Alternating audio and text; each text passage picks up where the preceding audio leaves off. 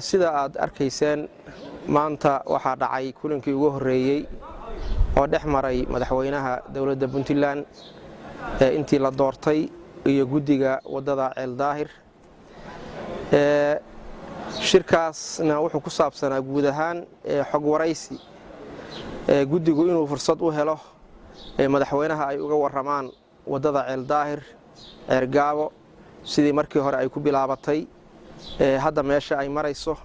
shaqadeedu sida ay u socoto in madaxweynuhu guddigu madaxweynaha warbixin buuxda ay siiyaan muhiimadda koowaad oo shirkan maanta laga lahaa saasay ahayd guddiguna warbixintii way dhiibeen oo madaxweynaha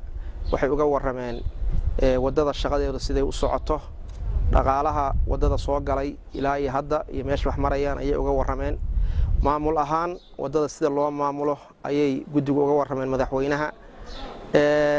shaqada farsamo ahaan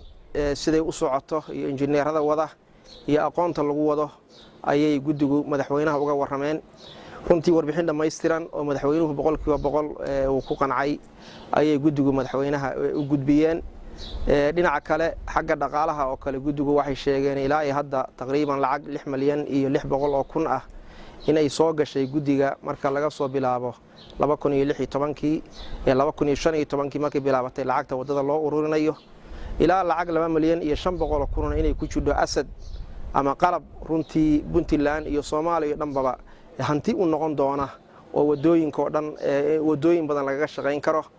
sidoo kale lacag 4 milyan iyo 200 kun iyaduna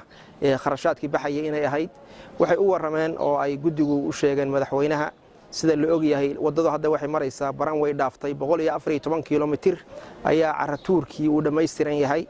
oo baabuurtu meeshii waaga hore 4 saacadood ay ku mari jireen hadda ay 1 saac iyo wax la mid ah ay ku marayaan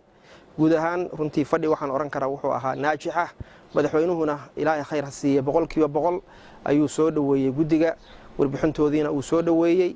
shirkuna wuxuu ku soo dhamaaday madaxweynuhu inuu ballan qaaday wadadaas in la dhameystiray hadii la idmo oo dhaqaalaha u haray si kastaba ha ahaatay in la raadin doono hadii la idmo wadadaasna iyadoo la isku duuban yahay la dhameystiri doono shirkiin intaas ku soo dhamaaday guul buuna ahaa runtii guddigii iyagoo aad iyo aad ugu qanacsan ayay ka soo baxeen madaxweynaha laftigiisuna warbixintii haduu dhageysay isagoo aad iyo aad u qanacsan saas shirkii ku dhamaaday wabillahi tawfiiq